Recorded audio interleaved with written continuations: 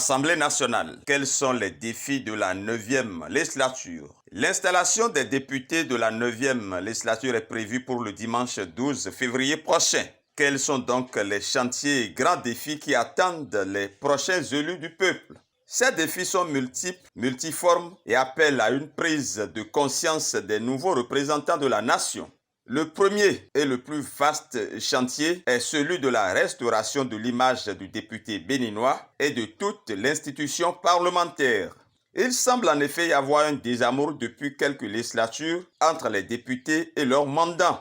Le peuple semble en effet ne plus avoir le sentiment que les députés les représentent effectivement. Quelle est aussi la perception que les Béninois ont aujourd'hui de l'institution parlementaire? Le Parlement joue-t-il effectivement son rôle d'institution de contre-pouvoir? Le Parlement béninois vient de sortir d'une 8e législature qui n'a connu que les députés d'un même camp. Des députés qui soutiennent tous les actions du gouvernement. Cette 9e législature qui démarre consacre le retour de l'opposition au Parlement. C'est peut-être déjà une certaine restauration de l'image de l'institution parlementaire qui a déjà commencé. Le deuxième chantier est celui de l'une des missions du Parlement, qui est le vote des lois. Les députés ont l'initiative des lois concouramment avec le gouvernement. Combien de députés initient des lois qui ont un impact direct sur le vécu ou qui tiennent compte de la préoccupation des Béninois? Une production législative abondante n'est pas forcément une production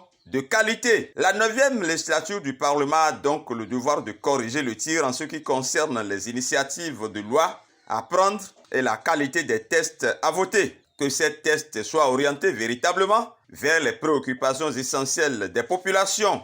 Mais le troisième chantier est celui du contrôle de l'action du gouvernement.